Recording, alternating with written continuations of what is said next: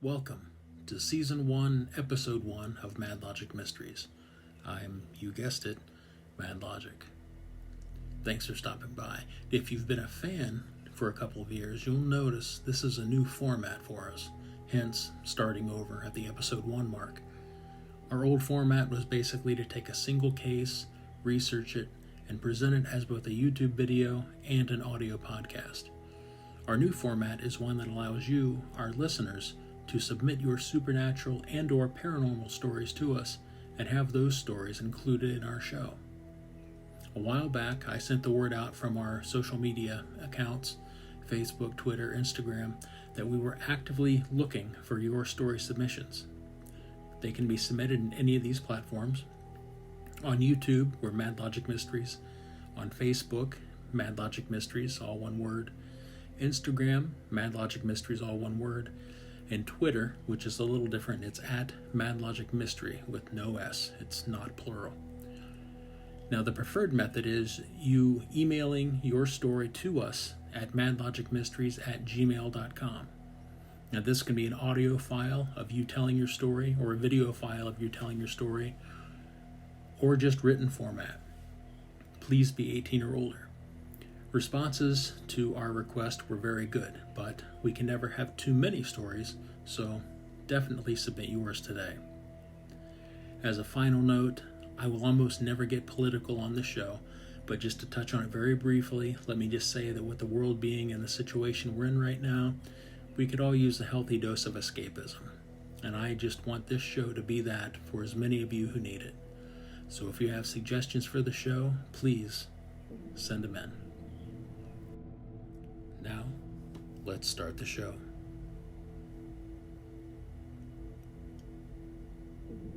The first submission of our new format episode comes to us via email from Dan in Kansas. He writes, "Hey there, Madlogic.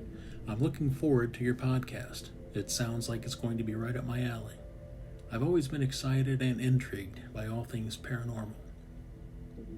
Anyway, my story is this. In the fall of 2007, I bought a house here in rural Kansas. It was one of only 4 that had been built in this new housing development, and the other houses were still unoccupied. I was literally the only person living there and was surrounded on all sides by empty lots and construction equipment, except my backyard. My backyard was right up against a cornfield. Now, fall is my favorite time of year, what with football, bonfires, the changing of the leaves, and the cooler nights. On this particular night, I decided to make use of my back deck and fire pit. It was well after midnight, and I was sitting there by the fire in the cool night air. The corn in the field was well over 6 feet tall. As I sat there relaxing, some motion caught my eye from where the cornfield met my backyard, about 90 feet away. I looked down at the edge of the cornfield where the motion was, and something was moving there. It was about 4.5 to 5 feet tall and extremely gaunt. Its body was completely black and glossy like wet ink. On its head, it had straight black hair, and its head was tilted to one side like a curious dog. It didn't seem to realize I was sitting there, either that or it was ignoring me. It walked the property line back and forth twice. I can only describe its movement as jerky, like trying to watch a video that's constantly stopping and restarting, like buffering. It was so frail looking that I found myself watching to make sure those sudden movements and sudden stops didn't cause it harm. As this living stick man moved, it was looking back into the cornfield, or at least I felt like it was. I had major goosebumps, and the hair on the back of my neck was at full attention. And then gradually, walking backwards to keep its gaze on the cornfield, it moved toward me. I didn't know what to do. I definitely didn't want this thing near me, but I was afraid if I moved that it would hear me and then know I was there. I thought about how it would react to my presence if it were surprised by backing into me, versus it being alerted to me by the sound of my running back to the house. The damn thing walked backwards at such an angle but it was now behind the fire, and I couldn't tell how close it was to me. I was frozen in place and fighting with my limbs to move. Just as I decided, screw this, and stood up to run, its face peeked around the edge of the flames. It was absolutely blood-chilling. Its eyes were bright orange. I haven't ruled out that it could have been caused by the fire reflecting in its eyes. I could see some of its teeth. It wasn't snarling or smiling, but its mouth was slightly agape like someone about to speak. I ran for the house. Now, I'm a pretty brave guy. I did 2 tours in Afghanistan, and this was the most scared for my life I have ever been. It felt like I covered the 50 or so feet between the pit and the house in about 2 seconds. I slammed the door behind me, locked it, and went to my gun safe and took out my 12-gauge shotgun. I went to the back bedroom and looked out the window at the backyard. When I looked out the window, it was already looking in my direction, like it knew exactly where I am in the house. There were no lights on in the house anywhere near that bedroom. It started to walk backwards again, towards the cornfield, its face still pointed at me. It glared at me, returning into the cornfield, and vanished. I watched that spot of the cornfield for a good 2 hours, but I never saw it again, and I never slept that night. It left my backyard, but not my mind. Have you or any of the listeners ever heard of anything like this? I hope you use this, but if you don't, that's okay. I'm looking forward to the new format. Thank you. Dan from Kansas. Thank you, Dan. I guess by now you've realized I've used it on the show. You'll all discover this as we progress through the episode, but I always like to approach things from a bit of a skeptical perspective. It's not that I don't believe you or anything like that. It's just that the scariest and most thought-provoking stories are those that stand up to examination and or cannot be easily explained away. Now, one theory, it would be interesting to know if you were really the only resident in the development, or if you just thought you were. Now, what I'm getting at here is, was there any chance another family could have moved in unbeknownst to you and maybe had a mischievous son or daughter who had some sort of Halloween costume and wanted to play a trick on a new unsuspecting neighbor? You mentioned it was fall, so I assume Halloween was still in the near future at that point, and making costumes pretty easy to come by. And you said it yourself, this thing was at most 5 feet tall. It's a little tougher to explain the jerky movements unless maybe the kid was a hardcore method actor. If it wasn't a child having some fun, the description also sounds like a possible rake. The 2 problems with that explanation are that I believe the rake has been proven to have been an internet creepypasta creation and not a real creature. And I've never heard of a baby rake, which is what this sounds like it would have been if it were a legitimate cryptid. But in any case, Dan, that is a very, very creepy story. Now, I did a little research and found a story that's pretty similar to Dan's. The following story was found on liveabout.com and tells the story of an encounter Frank Simcoe had in Minnesota. Frank says, I used to work at a cheese factory on the edge of a cornfield in southwestern Minnesota. There were a series of days in the summer of 04 or 05 where it was so hot that the milk being delivered to us in trucks would evaporate before we got it. It made work easy. The dearth of milk did deny us any actual labor, but management wouldn't let us not come into work, so we would show up and mess around all shift. I was working nights at the time. It was 2 or 3 a.m., and I was out on the loading dock watching bats fly around the floodlights because I liked being out in the cool night air. The corn was about as high as my shoulder, or about 5'10". I was watching the bats, and I looked down at the edge of the cornfield, and something there was moving. It was the size of a small child and very, very skinny. It was pale, with something that looked like a head of straight black hair. It moved in a sort of jerky gait, like someone dancing the robot badly. It moved in chunks, legs, and then hips, and then torso, then shoulders, then neck, and finally head. It was looking back into the cornfield, or at least I felt like it was. I felt prickly all over. I didn't know what it was. I thought it was a heron or something at first, but it looked too much like a person. It didn't move like a person, though. Gradually, step by step, it moved toward me. Letting my curiosity better my fear, I moved toward the edge of the dock, which was raised a few feet off the ground. When I got within a few feet of the edge, the thing looked at me. I was paralyzed. I could have run, but I was stuck somewhere between terrified and intrigued. It moved. Its face still pointed at me. It ratcheted its body in that disconcerting, jerky movement toward the cornfield and went into it. I tried to watch where the field moved as it passed, but the corn remained perfectly still. I noticed that all the crickets were silent. After a few minutes, nothing happened. I stood out there for an hour, but it never came back. I never saw it again. Thanks, Frank. Now, this was a very similar case to Don's, both in detail and geography. I wonder if anyone listening to our show tonight has had any other encounters of this nature. If so, please drop us a line. Thanks again, Dan. Our next story comes to us courtesy of a friend. She agreed I could use her story, but to leave her name out. The salon I work at is truly terrifying.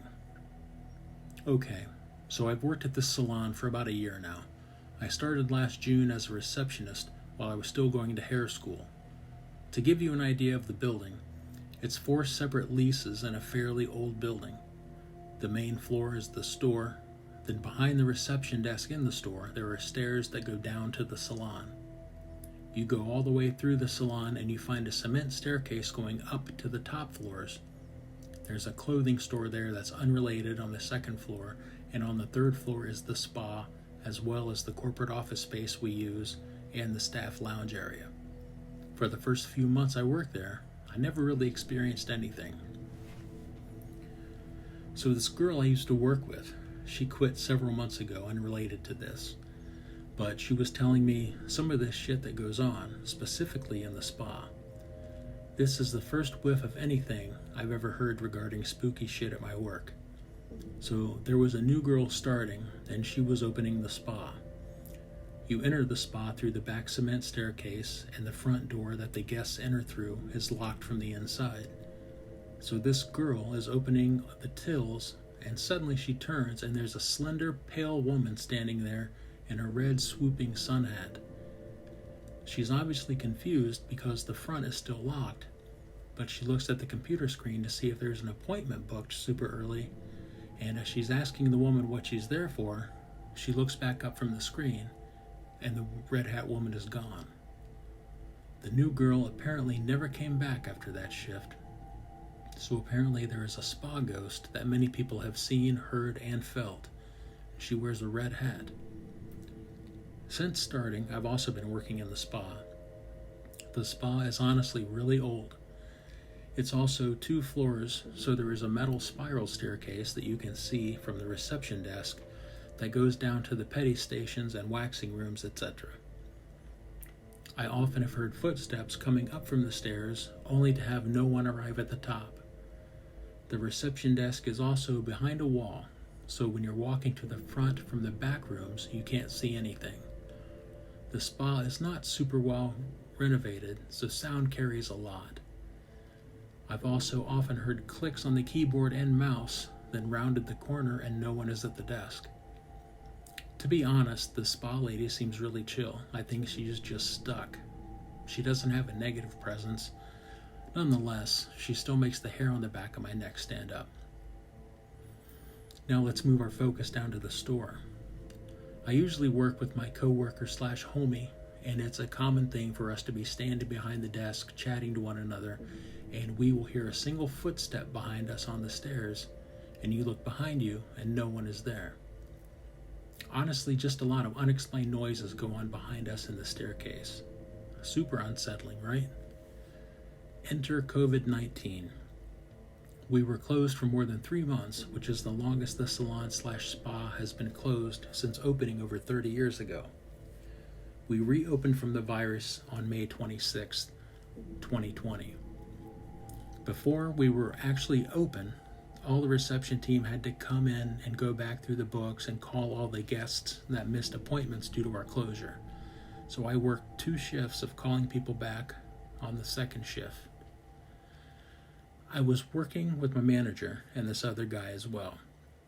So anyway, we had the salon open while we were in the store because it was the only washroom.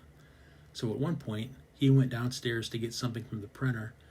I heard something behind me in the stairwell, so I turned around thinking he needed a pen or something. At the same time, the phone rang. So I whipped around for like 2 seconds, and then the phone rang, so I whipped back around, but my manager already picked up the phone. I turned back around to see what he needed, and to my astonishment, he was way down in the salon at the printer.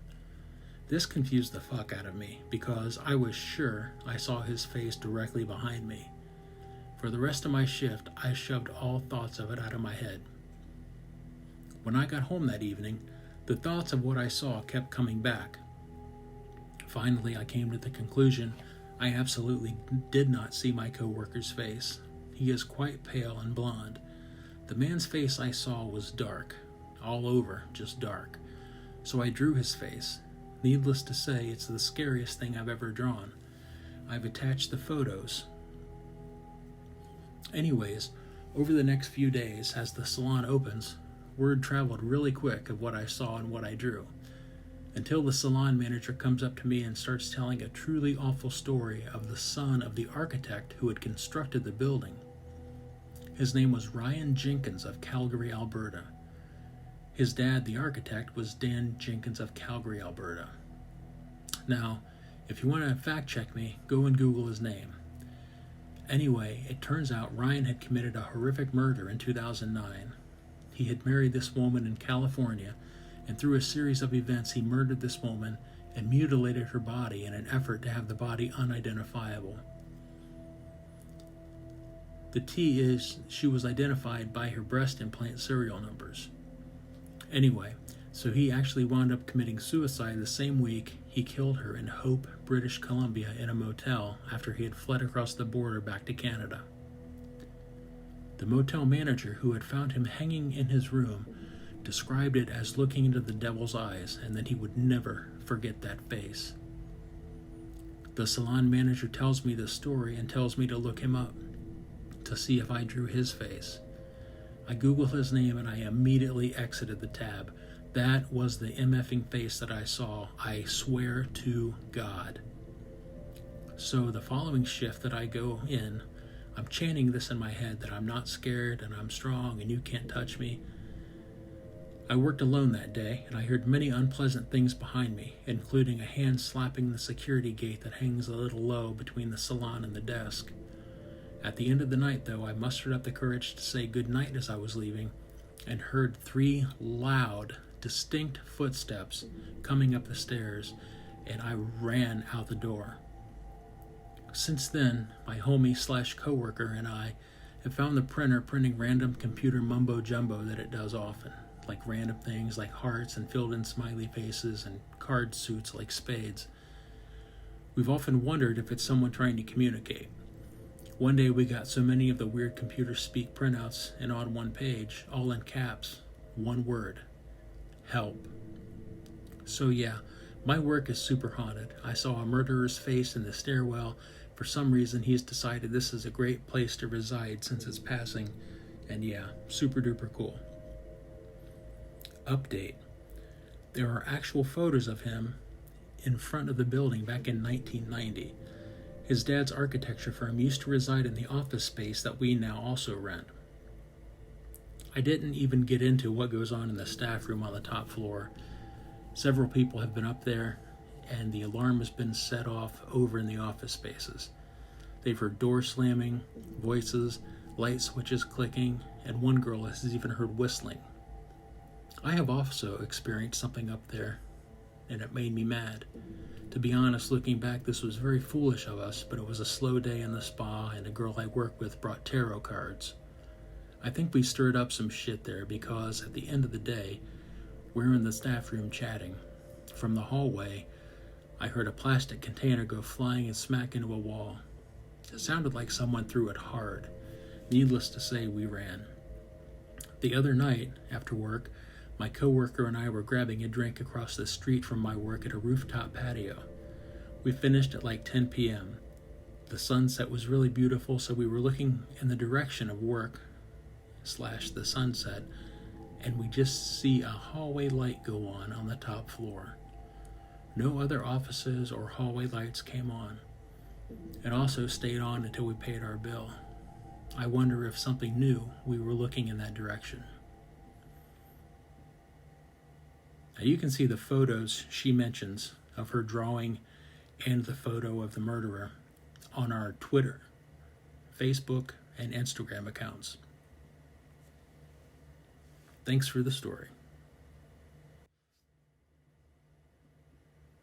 Our next story comes to us from uncomfortably close to where I live. I live on the outskirts of Columbus, Ohio, and I first saw this story on the TV series Paranormal Witness, specifically Season 2, Episode 10, entitled The Cabin. It's a werewolf story that happened in a town about 20 miles away from me called London, Ohio, because if you're going to have a werewolf, of course it's going to be in a town named London. The subjects in the story are Keith and Diane Williams. Back in 1981, Diane found this lovely house in the woods and her family moved in. One night, Diane started hearing little scampering noises outside the house. When she didn't see anything through the window, she dismissed it as a stray dog or a deer from the woods. Still, something didn't feel quite right to her. When she looked again, she saw eyes. The eyes were at a human eye level, and they kept following her from one room to the next. When Keith returned home from night school, he took a flashlight out and went investigating. However, he didn't find anything. A week or two later, as Diane was doing dishes, she saw the eyes again. This time, they were dangerously close to the window. She backed slowly into another room, and the eyes followed her once again. Diane began turning off lights in the house, thinking while it might not be able to see her, perhaps she'd be able to see them. When she returned to a window, she saw the form of a person standing there. Diane called the police. As Diane sat in the dark waiting, she could hear the person move from the front of the house to the back. The police showed up and searched, but they also couldn't find anything. 4 months later, shortly after the first snow, Keith woke early and decided to get donuts for everyone. He started the car and rubbed his eyes, and when he looked in the rearview mirror, the eyes were there. Grabbing the flashlight, Keith jumped out of the car and began searching. He froze at the sight of tracks in the snow over the roof. Something was there. Keith called his friend Dennis, asking him to come over and bring his gun. Weapons in tow, Keith and Dennis began following the creature's tracks in the snow. This creature was huge and had a powerful jump. It definitely was not human. They tracked the creature for miles well after the sun came up. They reached a clearing, and in that clearing was a small cabin. The tracks led right to the back door. Dennis began banging on the walls, yelling for the creature to come out. Realizing how their situation appeared, two guys standing outside a cabin with guns, yelling for something to come out, Keith talked Dennis into backing off. Keith called his dad, asking him to pick them up. When they explained to Keith's dad what they were doing out there, Keith's dad thought he knew who lived in that cabin, an old man who worked at the tire store. Dennis showed up the next week with an old tire to be fixed. They would at least get a look at the old man. When the manager of the tire store called the man George, they had the man's name. George came out of the shadows to get the tire, and when he locked eyes with Keith and Dennis, they knew it was him. George's eyes were an intense gold. The tire rolled back into the light when George was done with it, and the manager put the tire in the back of their truck. When Keith and Dennis looked at the tire, there were strange, rune-like markings in chalk around part of the tire like they've never seen before. Keith hesitated to tell Diane about what was happening. He suggested that she ask her sister over whenever he couldn't be there himself. 3 months later, Dennis called Keith and said they were going for a ride. They drove out near George's cabin. Dennis informed him that George had died. They found a deputy sheriff they knew who took them to the cabin. You guys have got to see this. Inside the cabin, they smelled wet dogs. There were no personal items, no food, nothing. Then the deputy showed them the other room.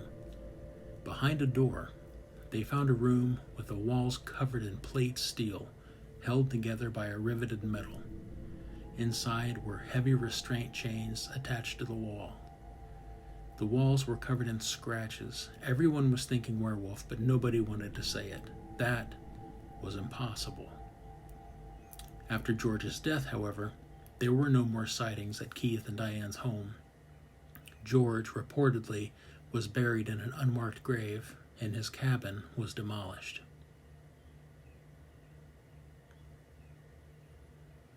Such a strange story. If you haven't seen the Paranormal Witness episode mentioned, I very highly recommend it. You can see it on Sci-Fi On Demand. It's Season 2, Episode 10, entitled The Cabin.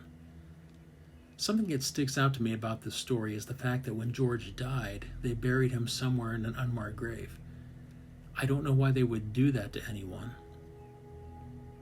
If anyone has any information on why that would happen in a normal environment, please let us know. London is so close to where I live that I would really like the opportunity to go over there and investigate this. But it sounds like the local authorities over there would not be very receptive. At one point, I was a deputy sheriff here in Ohio, so maybe that would give me some sort of access, but I kind of doubt that. I wonder how George, in his day-to-day life, explained his eyes. If he were a younger person, you could see people just writing it off as somebody finding themselves or being expressive in much of the same way people dye their hair or get tattoos.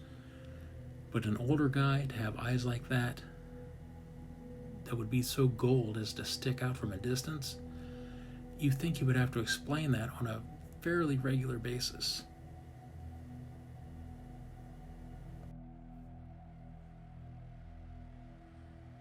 That brings us to the end of this episode. Will your story be part of our next episode? You won't know if you don't submit. The preferred submission method is you recording your story via video or audio recording and then emailing it to us as an attachment. This method is preferable from a sound quality and time limit standpoint. You can send audio, video, or just plain text. Our email address is madlogicmysteries@gmail.com. By submitting your story, you agree that we can use the content in upcoming episodes. As always, please be 18 or older when submitting. You can also post your story to one of our social media accounts, and please follow us on these platforms. YouTube, Madlogic Mysteries, Facebook, Madlogic Mysteries, Instagram, Madlogic Mysteries, Twitter, @MadlogicMystery, notice it is singular, and Reddit at our subreddit, Madlogic Mysteries. Madlogic Mysteries is a product of Madlogic Media. Madlogic Mysteries is written and produced by me, Madlogic. All audio and video used is done so under the production of fair use. The background music being heard is from Coag Music, the amazingly generous. Thanks for joining me tonight. Until next time, keep it creepy.